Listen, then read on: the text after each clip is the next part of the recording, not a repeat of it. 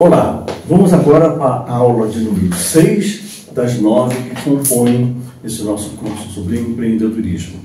E esta aula, ela enfoca principalmente a você, empreendedor, empreendedora, que tem um produto que requer transformação, ou seja, você utilizará determinadas matérias-primas para processá-las conforme a natureza do produto e levá-lo à forma final. Então você terá algo físico para poder produzir.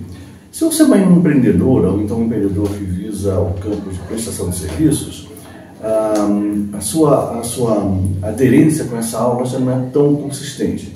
No finalzinho, eu quero reservar 2, 3 minutos apenas para esse caso.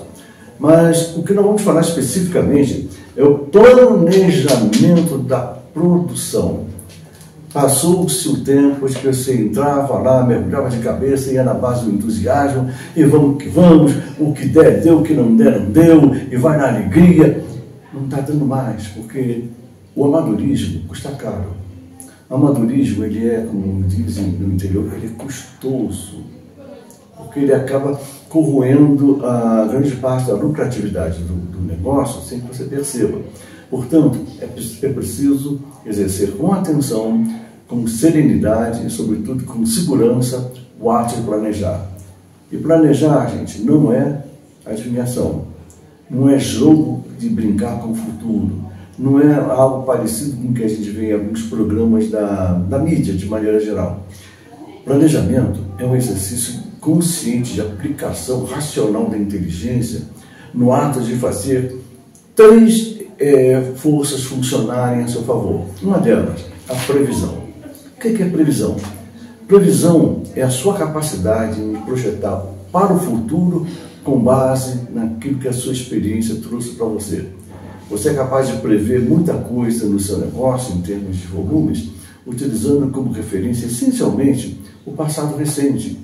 Tudo que você aprendeu, todos os erros que eventualmente tenha cometido, todas as oportunidades que tenha visto, o que lhe confere uma autoridade de conhecedor, o que dá previsão. O que não é previsão é chute. Chute é uma medida irresponsável, uma medida que absolutamente não leva a absolutamente nada. A previsão é, portanto, a sua capacidade de antever uma possibilidade do futuro. Há erros? Claro, pode haver erros.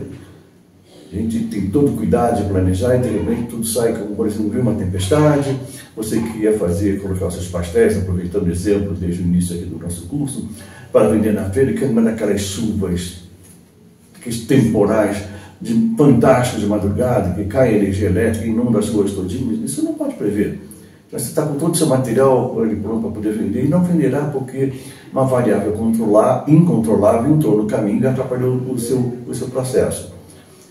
O segundo ponto é a chamada projeção, uma técnica muito valiosa. O que é a projeção? Planejamento projetivo.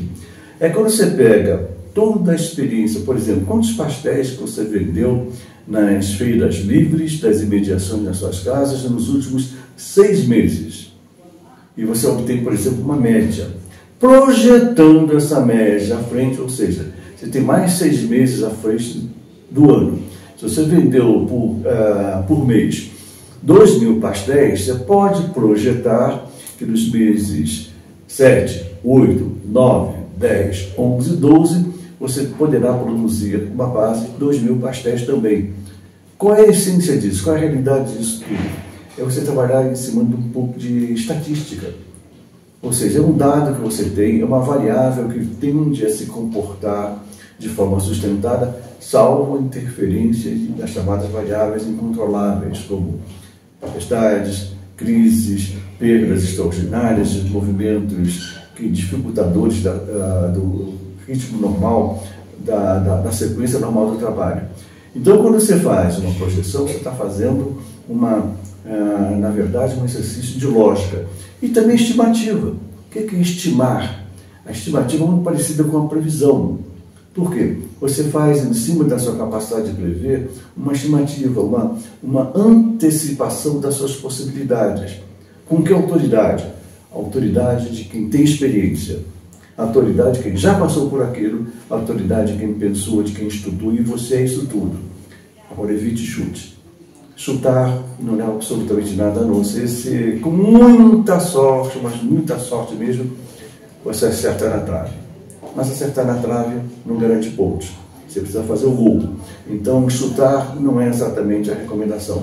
O que a gente recomenda, o que a gente orienta, o que a gente insiste muito no que diz respeito ao planejamento da produção, é o exercício lógico de 3 momentos importantes que você vai conciliar entre si.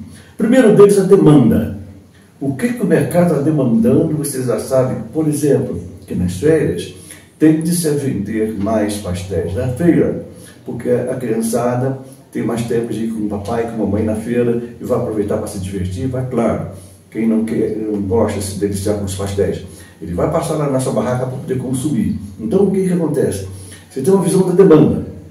Essa demanda é flutuante, ela pode ser alta, pode ser baixa, mas você sempre vai trabalhar com base numa média possível de quantos pastéis você vai vender, de quantos contratos de prestação de serviço você pode assinar dentro do mês, né?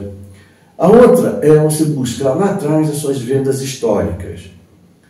Ou seja, o tanto que você vendeu em um determinado período, você vai juntar esse número com aquele número que você contempla na sua demanda e comparar tudo isso com um fator muito importante, a sua capacidade fabril. Aí é que é o planejamento da produção. Você vai entender em um determinado momento que a demanda é muito maior que a sua capacidade de produzir.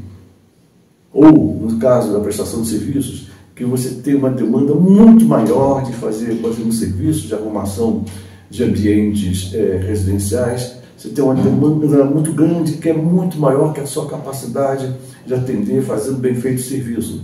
Então você já sabe qual é o limite máximo que você pode caminhar em termos de aquisição de matéria-prima para produzir o seu produto, ou de compromissamento da sua agenda. Isso sem chute, isso sempre com cuidado, trabalhar em cima de dados reais. Então, na verdade, o planejamento da produção visa contrabalançar 2 forças, a demanda, né, e a produção. Para você atender essa demanda, produção, você precisa ter em mãos os elementos que constituem o seu produto, ou seja, a matéria-prima. Em alguns casos, a matéria-prima é bastante delicada, como, por exemplo, outra vez, o caso dos pastéis. Depende de sazonalidade, tem épocas do ano que não tem determinado tipo de verdura, determinado tipo de legumes, sobre a variação do preço do leite para a mussarela. Determinadas épocas do ano a chamada interessada, o preço do leite vai lá em cima. E o preço dos queijos e a mussarela que você utiliza no seu produto, no seu pastel, vai subir também. Então, a chamada sazonalidade, onde você tem uma grande oferta de determinado produto lá do seu receituário e que vai botar lá embaixo o seu custo de produção. Ou, numa outra época, você tem uma elevação desse custo. Você tem que trabalhar nisso com segurança.